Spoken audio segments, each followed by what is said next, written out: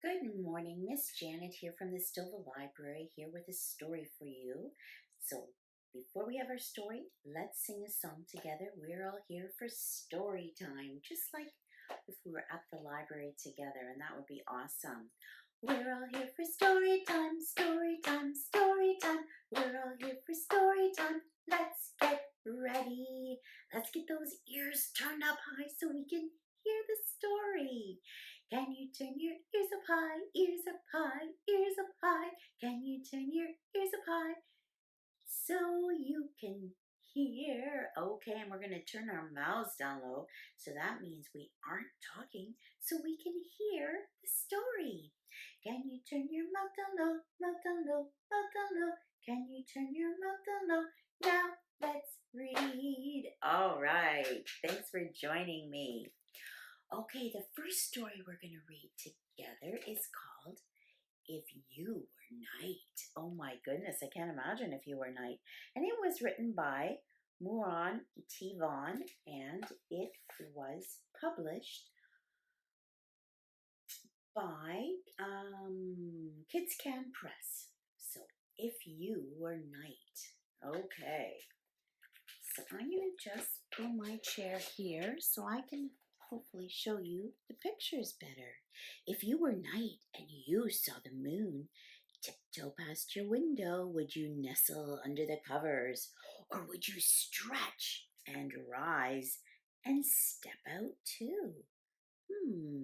Do you think you would snuggle under your blankies or would you head outside? If you were night. If you were night and you heard a moth slurping, would you whisper, hush? Or would you lean in and sip the sweetness too? What would you do? If you were night and you felt a quivering tail brush your ankle, would you freeze like a statue? Or would you skitter like a startled mouse too? What would you do? Would you freeze or would you skitter? If you were night and you heard a raccoon rooting and rustling, would you creep off unseen? Raccoons like to be out at night, don't they? Or would you snuff and sift through the ricket or the riches too? He likes to go through the garbage. So would you want to head and do that too? If you were night and you heard a frog bellow and another croak, would you hop away quickly? Or would you drum your heart's desire too? Would you sing along with those frogs and toads? Would you be going ribbit, ribbit, ribbit? If you were night and you heard an otter splash, would you shrink from the cold or would you dive in and let go your worries too? So would you join in the water? I don't know. If you were night and you saw a spider scuttle and pull, would you sweep aside the trap? Or would you roll up your sleeves and stitch by starlight too? Would you help keep making that web? If you were night and you saw an owl swoop from a branch, would you hide behind a shadow? Or would you join the thrilling hunt too? I wonder what you would do.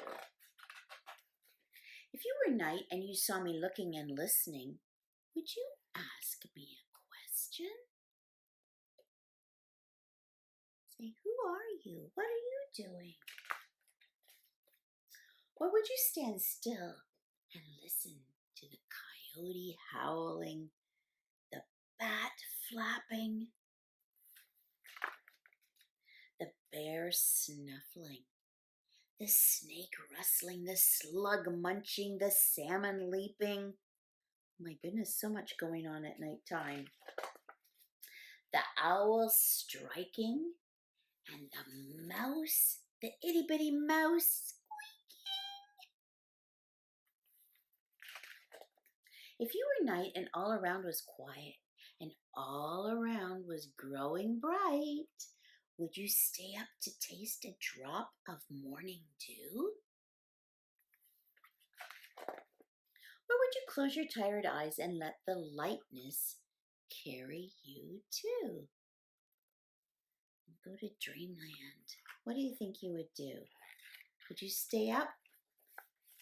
If you were night, what would you do? Look at that moon shining bright. Awesome. So, I don't know, what would you do if you were night? Lots of different ideas. Okay, let's sing Old Macdonald Had a Farm, and I have my stick puppets with me, but maybe you have some animal puppets there that you could get so that you could join in too. So let's start off with this one. This one is a sheep.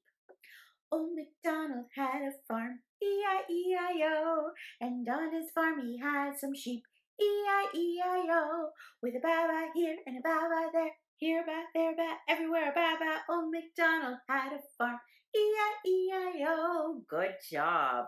There was our sheep. How about this one? What do you see here? A cow. Do you have a cow puppet at your house you could use? Or you can use any puppet.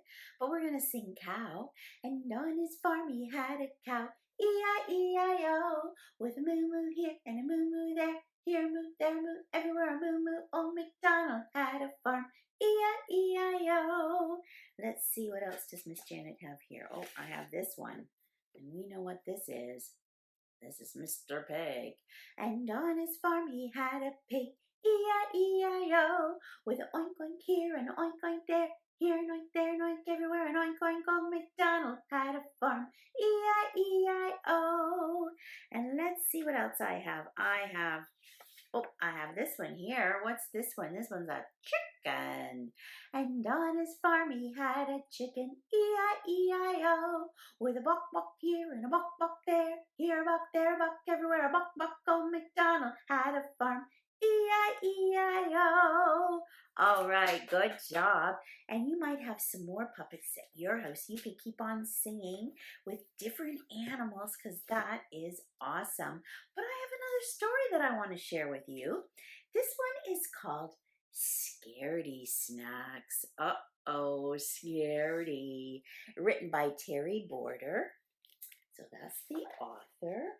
Terry Border wrote this story, and it was published by Penguin Random House. So we're going to read Scaredy Snacks. Let's see. So again, I'm just going to move my chair a little bit closer so we can have our book nice and close. So here we are. It was cleaning day at the snack cabinet, and everyone was hard at work. So look at all these snacks. They're going to be hard at work. Cool. But Sprinkles didn't feel like cleaning at all. Instead, she wanted to welcome Dr. Nuttenstein, the new neighbor who had moved in next door. Word on the kitchen counter was that he was a little bananas. But Sprinkles didn't care. She was a tough cookie and convinced her friends Doodle and Pretzel to come along. So off they go to welcome their new neighbor. Oh, here they are at the door. One of the doors to the creepy old house wasn't quite closed, and when they knocked, it swung wide open. Creak! "Hello," called Sprinkles. "Is anybody home?" All they heard was silence. Sprinkles stopped to think. "Let's just put our welcome card inside," she said. "This place smells moldy, like my cousin Gorgonzola," said Doodle once they got inside. "It's twisted," said Pretzel, "and not in a good way. This Dr. Nuttenstein seems rotten." "Aw, stop acting like baby food," said Sprinkles. And then they heard the door again creak. Oh, someone was coming. I wonder who. "That must be Dr. Nuttenstein," whispered Pretzel. "I think that's what a mad scientist looks like," whispered Cheese Doodle. Sprinkles didn't say anything.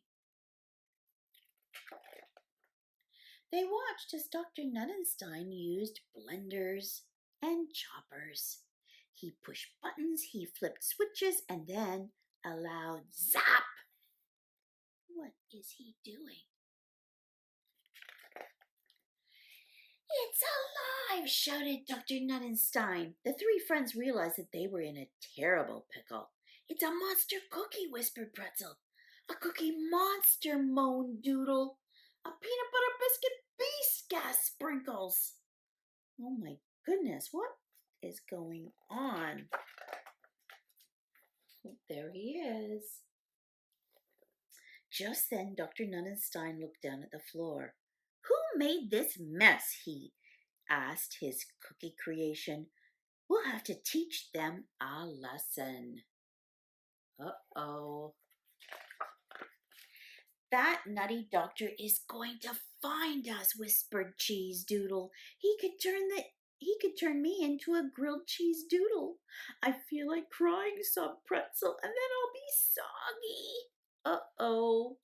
I'm so scared I might lose all my sprinkles, said Sprinkles. They're in a bit of a dilemma. Aha! Dr. Nuttenstein shouted. The trio froze like popsicles. The doctor studied them carefully, and then, slowly and quietly, he said, Come with me.